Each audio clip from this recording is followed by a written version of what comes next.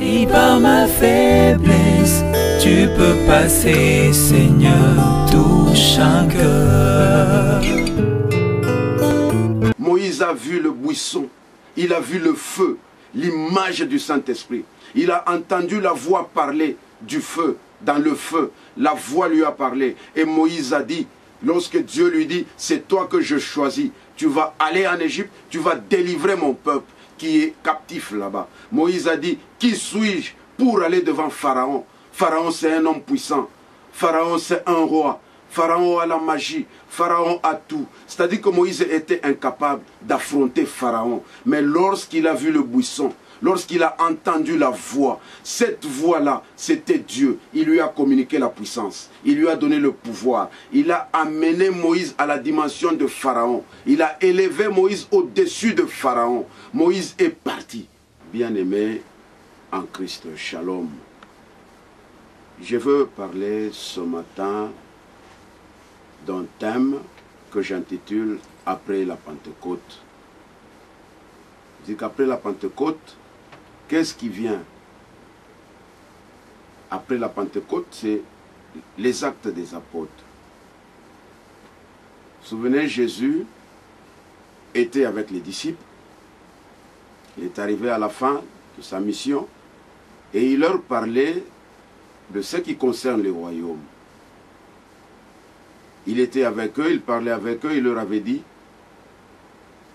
ne vous déplacez pas, restez à Jérusalem. Attendez. Moi, je suis en train de partir, mais vous recevrez la puissance, la promesse de Dieu. Vous recevrez le Saint-Esprit. Il viendra sur vous et vous serez mes témoins en Judée, en Samarie, en Jérusalem et partout aux extrémités de la terre.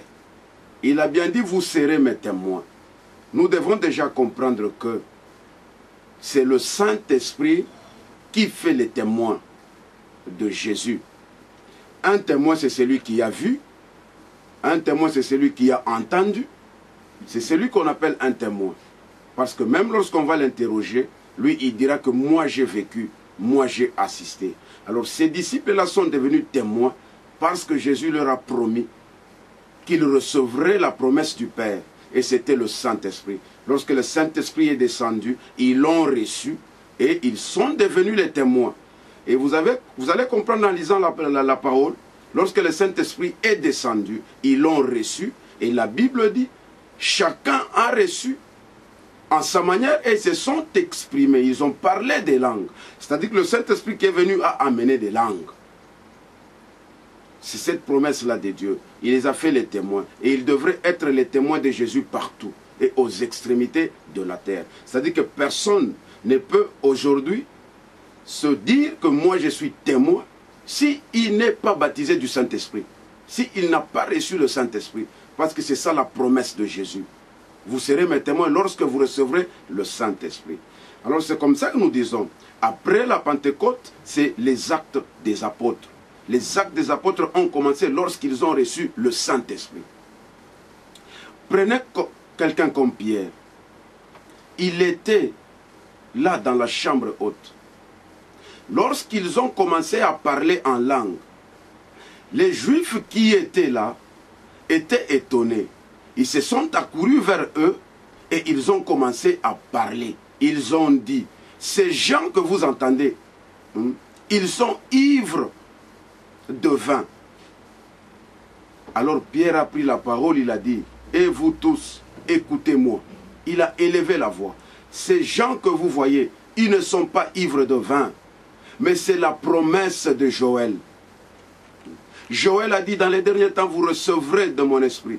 Je répandrai de mon esprit sur toute chair. Vos fils et vos filles prophétiseront. Les vieillards auront des songes. C'est cette promesse-là. Lorsque lui, les gens qui étaient là, ils disaient, ces gens sont ivres de vin. En réalité, ils n'étaient pas ivres de vin, mais c'était le Saint-Esprit qu'ils ont reçu. C'est comme ça que Éphésiens dit, ne vous enivrez pas du vin, car c'est de la débauche. Soyez remplis du Saint-Esprit.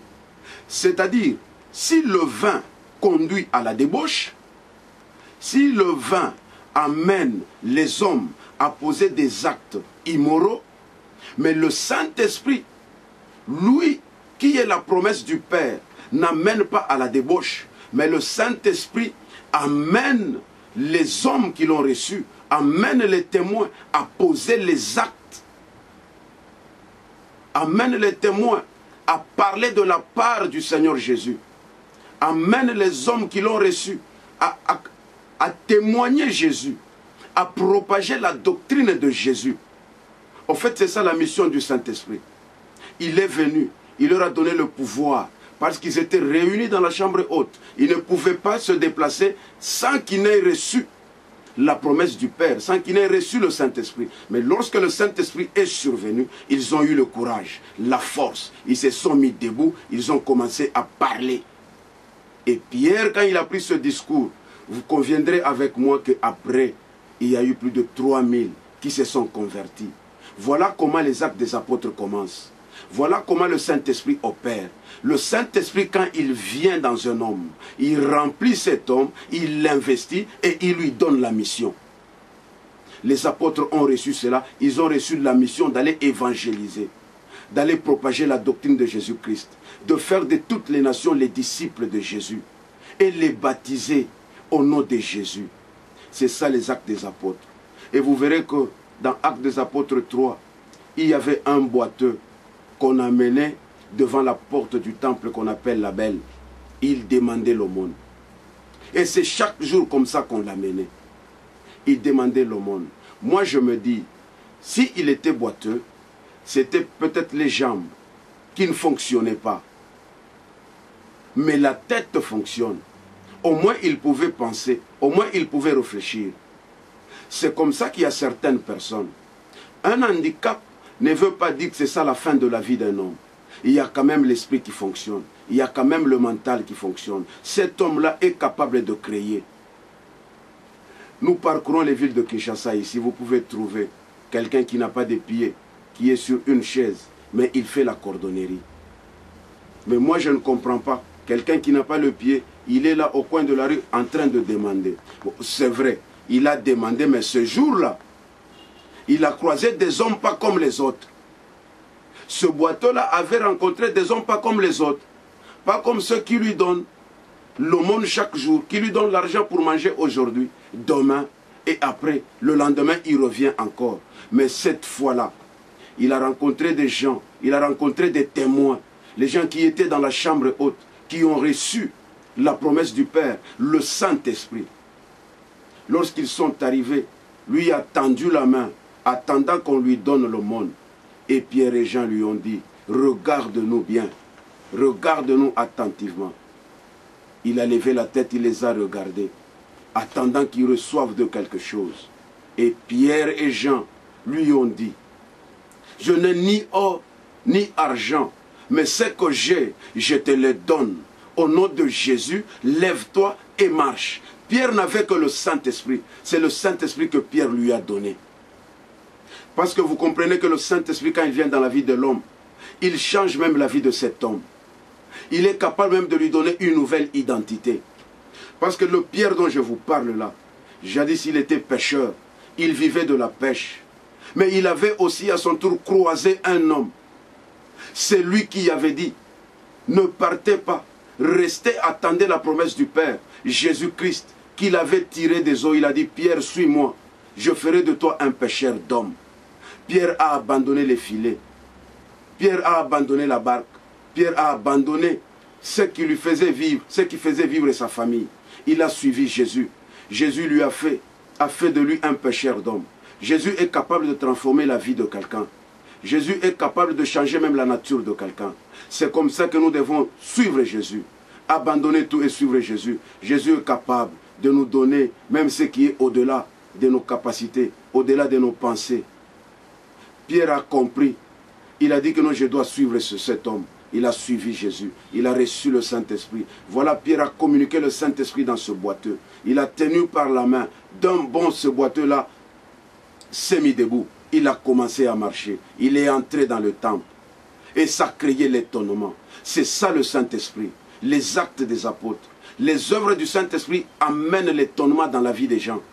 Parce qu'eux-mêmes, quand ils l'ont reçu, lorsqu'ils ont commencé à parler des langues, tous les gens des environs les avaient entendus et chacun les comprenait dans sa propre langue. Et ça créait un grand étonnement. C'est ça le Saint-Esprit. Le Saint-Esprit étonne.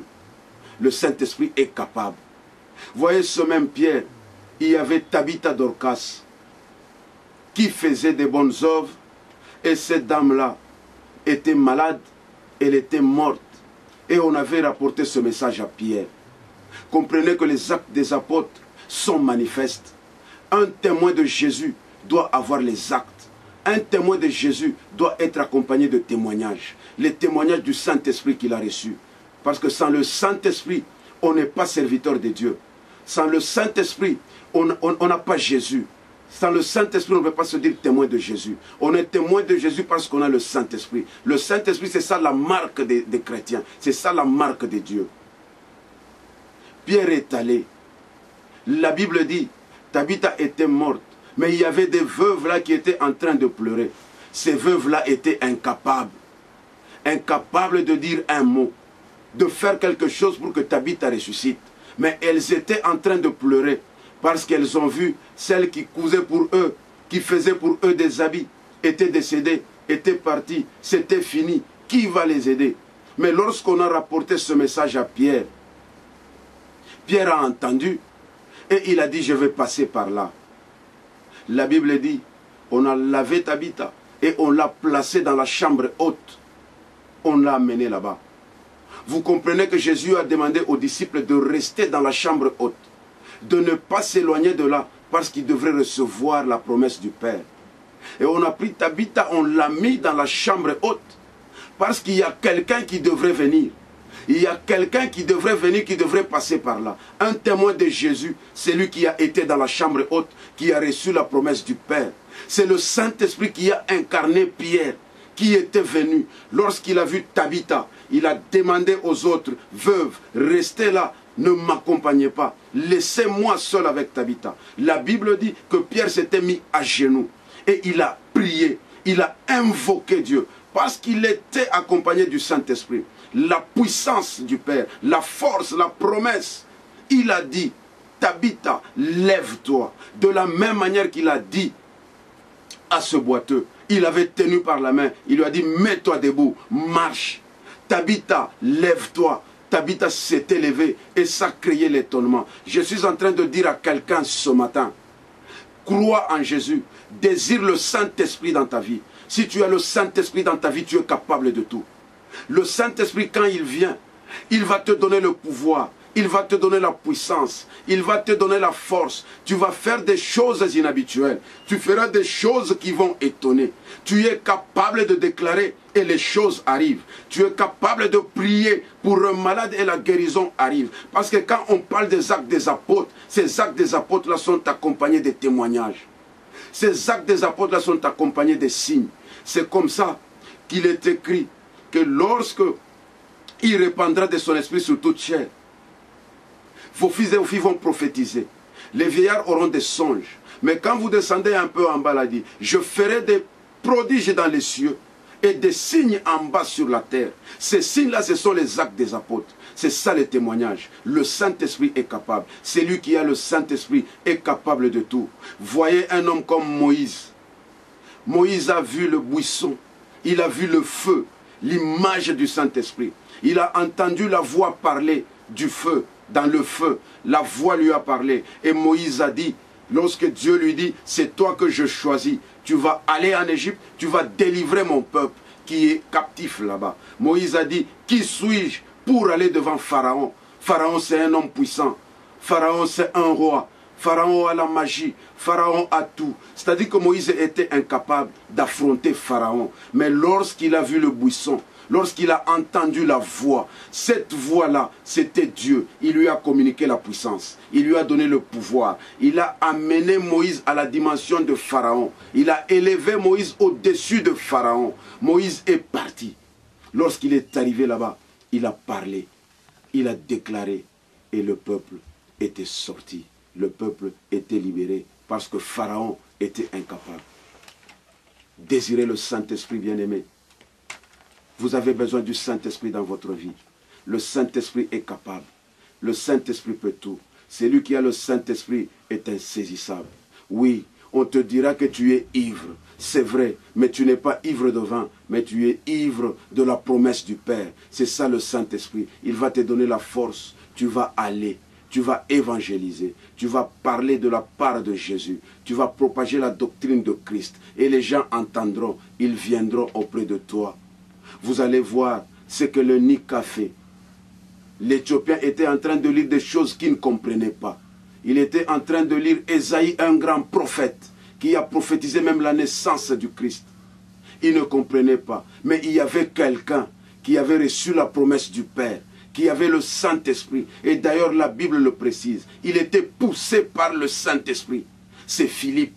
Il est allé vers cet eunuque-là. Il lui a dit, est-ce que tu comprends les choses que tu es en train de lire? L'eunuque a dit, comment je peux comprendre ces choses s'il n'y a pas quelqu'un à côté de moi qui peut me les interpréter? Philippe a interprété à l'eunuque ce que disait Ésaïe. Et l'eunuque a compris. Dès lors, l'eunuque ne s'est jamais éloigné de Philippe. Il a accompagné Philippe jusqu'à se faire baptiser. Voilà la mission de nous les serviteurs de Dieu. Voilà la mission de nous les enfants de Christ. Oui, bien-aimés, le monde est pervers. Le monde est troublé. Nous avons besoin d'aller délivrer ce monde-là. Il y a beaucoup de choses qui se font. Il y a beaucoup d'histoires qui se font. Aujourd'hui, les jeunes, ils sont dans n'importe quoi. Les jeunes, ils se livrent à n'importe quoi. Mais nous qui avons la parole, nous qui avons reçu la promesse du Père, nous qui avons le Saint-Esprit, nous avons besoin d'aller vers ces jeunes. Nous avons besoin d'aller vers ceux qui sont aux extrémités de la terre, de leur parler de la doctrine de Jésus, de leur évangéliser, de leur donner la parole, de les amener au baptême, afin qu'ils croient en Jésus, afin qu'ils le reçoivent comme Seigneur et Sauveur de leur vie, et afin qu'ils ne ratent pas la promesse. Voilà la lourde mission que nous avons. Le Saint-Esprit amène le travail. Le Saint-Esprit amène la mission. Le Saint-Esprit n'est pas inapte. Le Saint-Esprit n'est pas faible. Le Saint-Esprit est fort. Mais toi, tu as reçu le Saint-Esprit. Pourquoi tu es sans activité? Pourquoi tu es inapte? Pourquoi tu ne veux pas propager ces doctrines? Pourquoi tu la gardes pour toi? Bien-aimé, libère-toi. Libère-toi. Parce que l'Esprit de Dieu là amène la liberté. Va vers les nations. Va propager la doctrine du Christ. Va évangéliser. Va dépeupler ce camp du diable là. Il y a des âmes qui sont en divagation. Jésus en a besoin. Vas-y, vas-y. L'ange de l'Éternel avait dit à Gédéon, va avec la force que tu as. Cette force que toi tu as reçue, c'est le Saint-Esprit. C'est l'Esprit supérieur. C'est toute puissance. Vas-y. Dieu est avec toi. Va accomplir la tâche de l'Éternel. Amen. Et bien aimé, et moi c'est le berger Babon Kaloumé de l'église Mission Évangélique Tabernacle de Jésus-Christ. Et pour tout contact, 084 030 52 96 081 045 58 98 09 98 28 75 33. Si vous voulez me contacter même sur Facebook, je suis là, Babon Banza. Vous allez me trouver, nous allons parler de la part du Seigneur. Et voilà, que Dieu vous bénisse. Et vous tous qui m'avez suivi, et vous tous qui me suivrez, que Dieu vous bénisse. Que ce message est pour vous. Vous pouvez aussi le partager avec les autres, parce que c'est ça la nourriture spirituelle, c'est ça la nourriture de nous, enfants de Dieu. Ceux qui ont affamé, vous leur amenez ce message. Et ceux qui ont affamé, qui ont suivi ce message, que ce message vous rassasise, que ce message vous donne la vie en Jésus. Éternel Dieu de gloire, maître de temps et de circonstances, je laisse mon pays entre tes saintes mains. Seigneur Dieu de gloire, lève ta voix. Libère, Seigneur, ton peuple qui est captif. Parce que c'est toi qui es capable. Tu as libéré ton peuple qui a été captif en Israël. Aujourd'hui, nous avons des captifs, éternel Dieu de gloire, parce qu'ils n'ont pas de travail. Nous avons des captifs, Seigneur Dieu de gloire, parce qu'ils sont malades. Nous avons des captifs, éternel Dieu de gloire, parce qu'ils sont affamés. Mais le Saint-Esprit est capable. C'est lui qui a ressuscité Tabitha. C'est lui, Seigneur Dieu de gloire, qui a donné la force à ce boiteux-là de se mettre debout. Que ce Saint-Esprit-là se manifeste dans la vie de tout celui qui va suivre ce message. Au nom puissant de Jésus. Au nom puissant de Jésus. Le Saint-Esprit est fort. Je me rappelle, éternel Dieu de gloire, dans la Bible, avant que, Seigneur, la mer rouge ne soit mise à sec, le vent avait soufflé. C'est le Saint-Esprit. Que le Saint-Esprit souffle dans la vie de tout un chacun. Que les blocages tombent, que les barrières tombent, mais que les familles, Seigneur, qui sont vendues soient rachetées à cause de ton sang. Au nom de Jésus-Christ de Nazareth. Amen. Si par ma faiblesse tu peux passer, Seigneur, touche un cœur. Moïse a vu le buisson, il a vu le feu, l'image du Saint-Esprit. Il a entendu la voix parler du feu, dans le feu. La voix lui a parlé. Et Moïse a dit, lorsque Dieu lui dit, c'est toi que je choisis, tu vas aller en Égypte, tu vas délivrer mon peuple qui est captif là-bas. Moïse a dit, qui suis-je pour aller devant Pharaon? Pharaon, c'est un homme puissant. Pharaon, c'est un roi. Pharaon a la magie. Pharaon a tout. C'est-à-dire que Moïse était incapable d'affronter Pharaon. Mais lorsqu'il a vu le buisson, lorsqu'il a entendu la voix, cette voix-là, c'était Dieu. Il lui a communiqué la puissance. Il lui a donné le pouvoir. Il a amené Moïse à la dimension de Pharaon. Il a élevé Moïse au-dessus de Pharaon. Moïse est parti.